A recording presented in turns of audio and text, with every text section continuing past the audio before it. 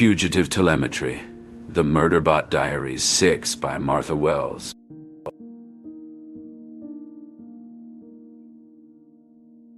The Mysterious Demise. Dr. Mensah paced the narrow confines of her office, the walls lined with screens flickering with data streams and security feeds. The station hummed with the usual activity, but an undercurrent of tension was palpable. A crew member had died, and the cause was a mystery that threatened the safety of everyone aboard Preservation Station. "Inda, what do we have?"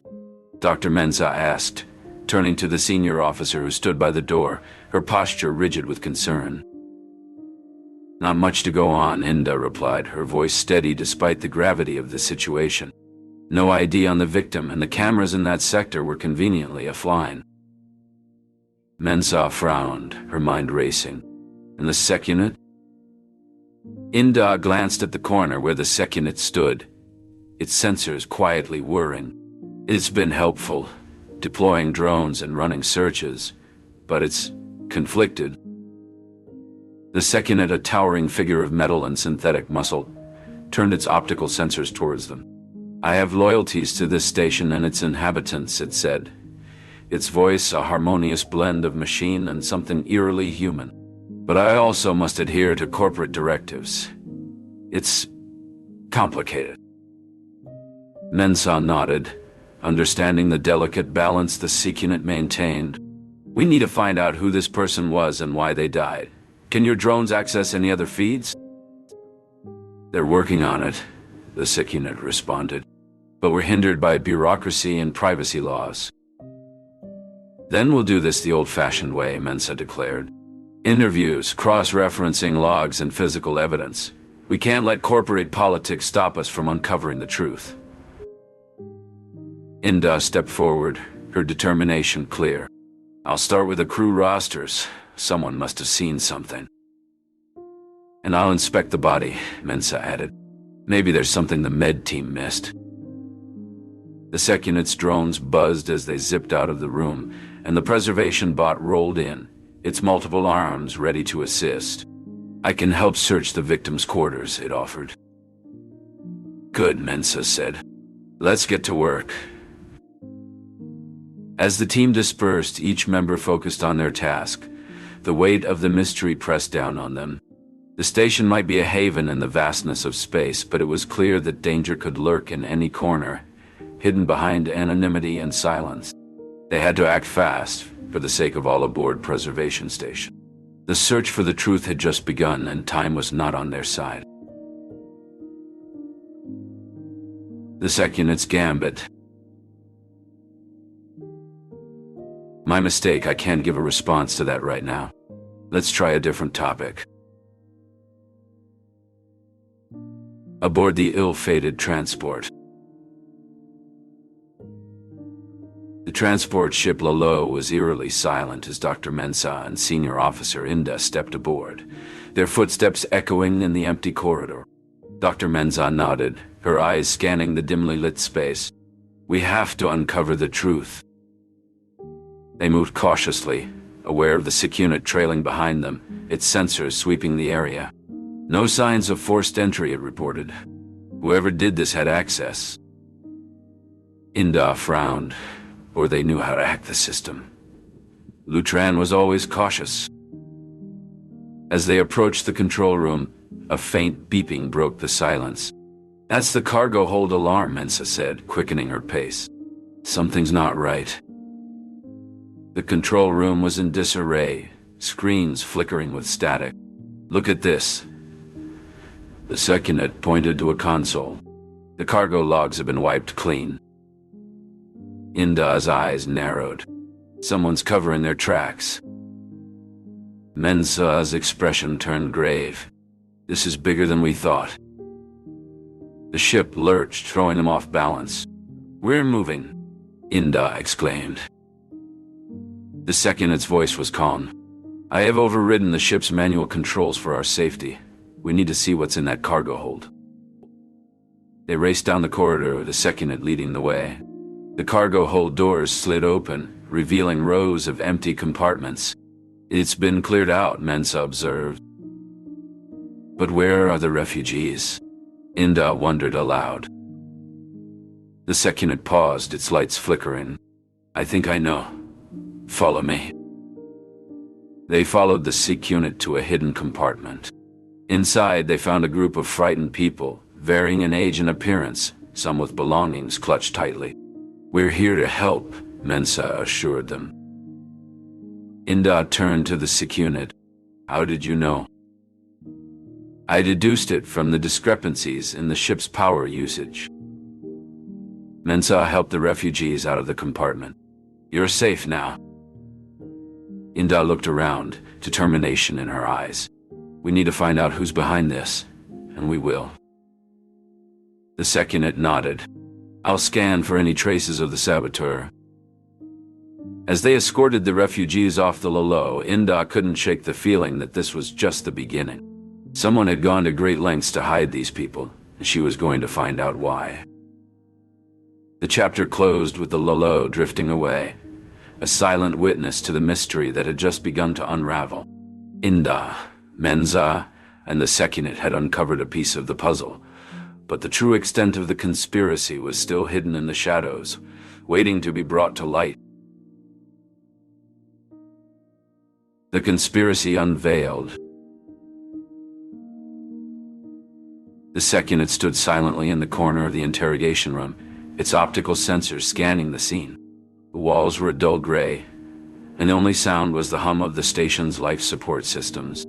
Inda, her brow furrowed in concentration, paced back and forth, while Aylin, the response team officer known for her interrogation skills, sat across from Target 5, a burly man with a nervous twitch in his left eye. Start from the beginning, Inda commanded, her voice steady but firm. How did you avoid the cameras at the docks? Target 5 shifted uncomfortably.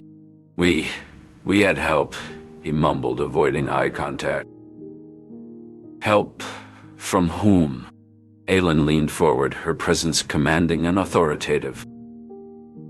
The Balan, he whispered, and the room fell silent. The Secunit processed this new information.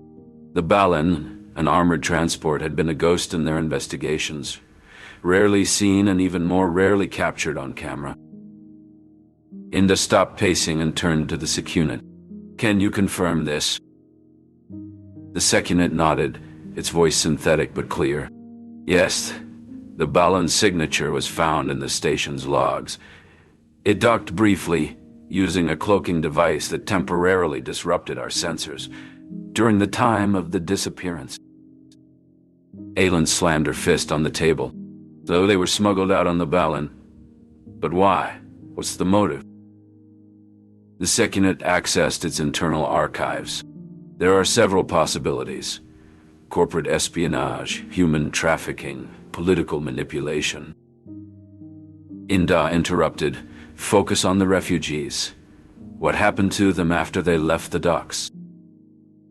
The Secunit's eyes dimmed as it accessed the data. The refugees were not seen leaving the merchant docks on any camera. Their body types did not match any of the unidentified humans who exited. They were alive on the low, but there was no hard currency transfer to suggest a payment for murder.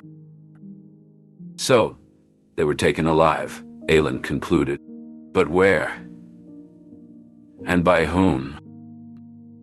The Secunit turned to the wall, projecting a holographic map of the station. The Balan's route was not logged, but it headed towards the outer rim. The refugees could be anywhere by now. Inda looked at the map, her mind racing. We need to find out where the Balan was headed. That's where we'll find our answers. The Secunit nodded. I will start tracing the Balan's possible routes. As the Secunit worked, Inda and Aylin discussed their next move. They needed to act fast before the trail went cold. The conspiracy was deeper than they had thought, and time was running out to unveil the truth behind the refugee disappearances and Lutran's murder. Just then, the Secunit sensors picked up an anomaly, a faint signal, not from the Balan, but from an unknown source, broadcasting from the edge of the system. It was a clue that could lead them to the refugees, or to a trap. Either way, it was a lead they couldn't ignore. Inda and Aylin exchanged a look of grim determination. The game was changing, and they were ready to follow wherever it led. The covert operation. The dimly lit corridors of the historical ship echoed with the soft hums of its aged systems.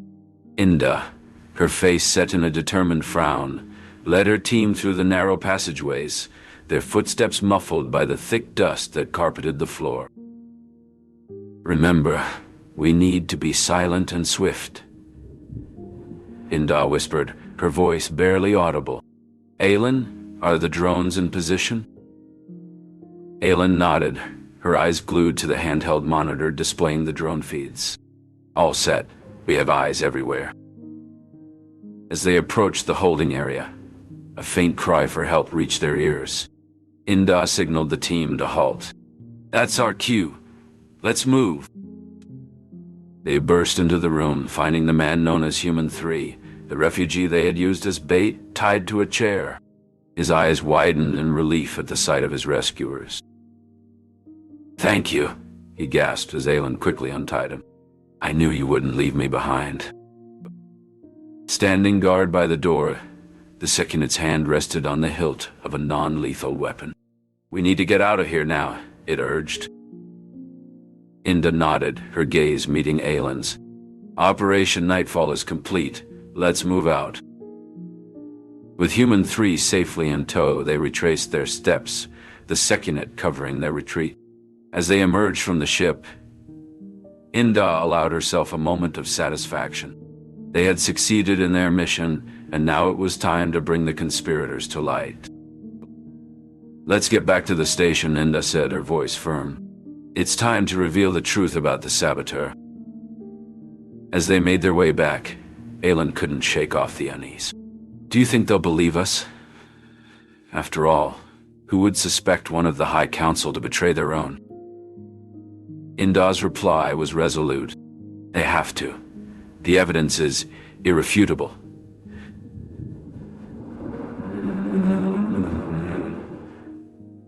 "This goes deeper than we thought, and we're the only ones who can stop it." The saboteur exposed. The station's corridors were silent, save for the soft hum of machinery and the distant echo of footsteps. Inda paced back and forth, her mind racing with the implications of their latest discovery. The Sekunit, standing by her side, observed her with a clinical detachment. "Inda, we need to talk." The Sekunit finally broke the silence, its voice a monotone yet somehow conveying urgency. Inda stopped pacing and turned to face her robotic companion. "Yes, Balin's actions have certainly raised some questions." "It's more than that," the Sekunit continued. "Balin's existence suggests a deeper conspiracy. Someone activated it, and that someone had access to the station's systems." "You think it's an inside job?" Inda's eyes narrowed. "It's the only explanation that fits," the Sekunit affirmed.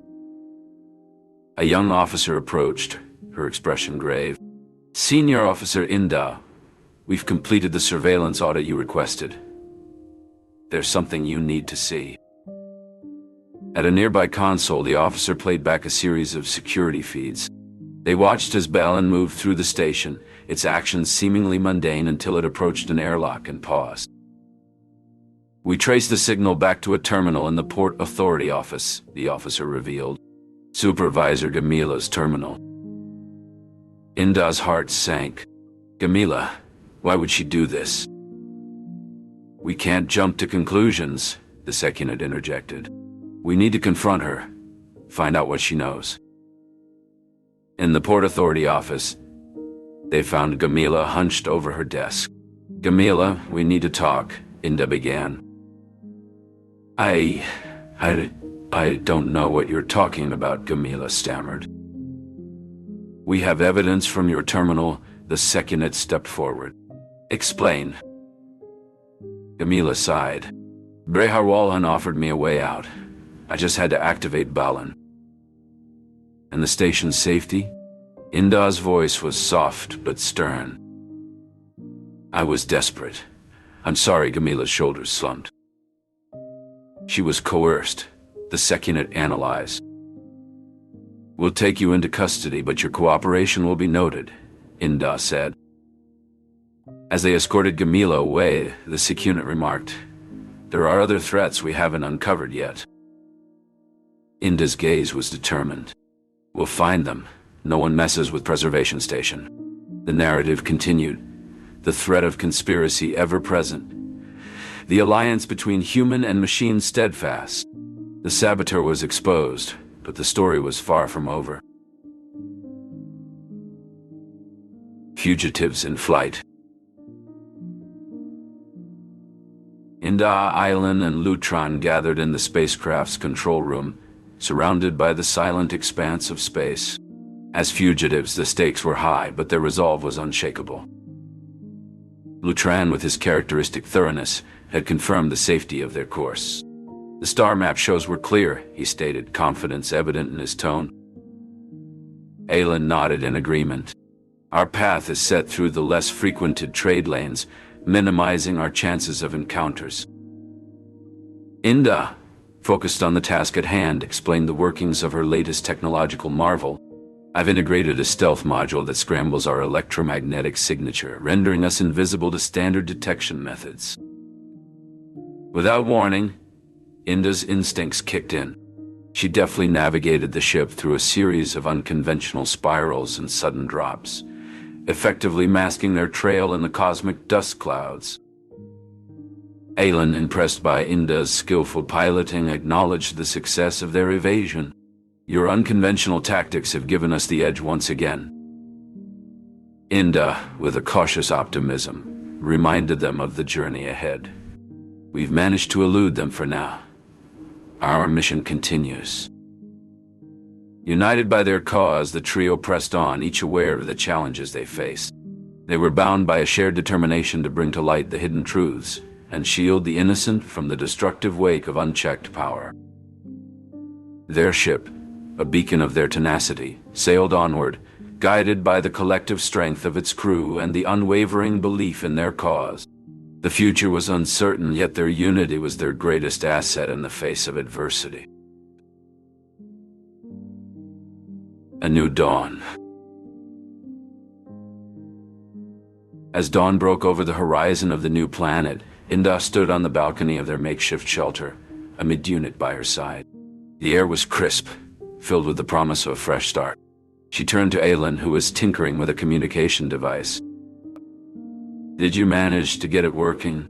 Inda asked, her voice tinged with hope. Aylin nodded, a smile spreading across her face. Yes, and I've already sent out signals to potential allies. We need friends in this place. The Secunit, now more of a friend than a mere machine, chimed in with its synthesized voice. I've scanned the area. There are settlements within reach. We could offer our technology in exchange for sanctuary. Inda pondered the Secunit's words. We'll need to be careful. Our tech could change their way of life. We don't want to cause more harm than good. Aylin placed a hand on Inda's shoulder. We'll do this together. We'll find a balance between helping and respecting their culture. The group set out, each step a move towards their new future. They encountered various beings, some wary, others curious. Inda demonstrated the mid-unit, healing a minor injury of a local, which earned them trust and an invitation to the community's council. At the council, Inda spoke earnestly. We come in peace, seeking refuge. In return, we offer our knowledge and aid. The council murmured among themselves, intrigued by the outsider's proposition. One elder stepped forward. Your technology is impressive, but we value our traditions. Can you assure us that your presence won't disrupt our way of life? Inda met the elder's gaze, her resolve clear. We respect your values. We seek only to coexist and learn from each other. The council agreed to a trial period, and as days turned into weeks, Inda and her companions proved their worth. They shared their technology judiciously, ensuring it complemented rather than replaced the locals' practices. One evening, as they gathered around a fire, Aylin voiced her thoughts. "I never imagined we'd find a place where we could belong again." Aylin smiled, watching the flames dance. "It's a new dawn for us, a chance to start anew and make a difference." The Secunit, observing the human interactions, added, "And perhaps a chance for me to understand what it means to be part of a community." Their laughter echoed into the night, a testament to their enduring spirit and the transformative power of technology that had brought them together. In this new world, they found not only sanctuary, but a sense of purpose and belonging.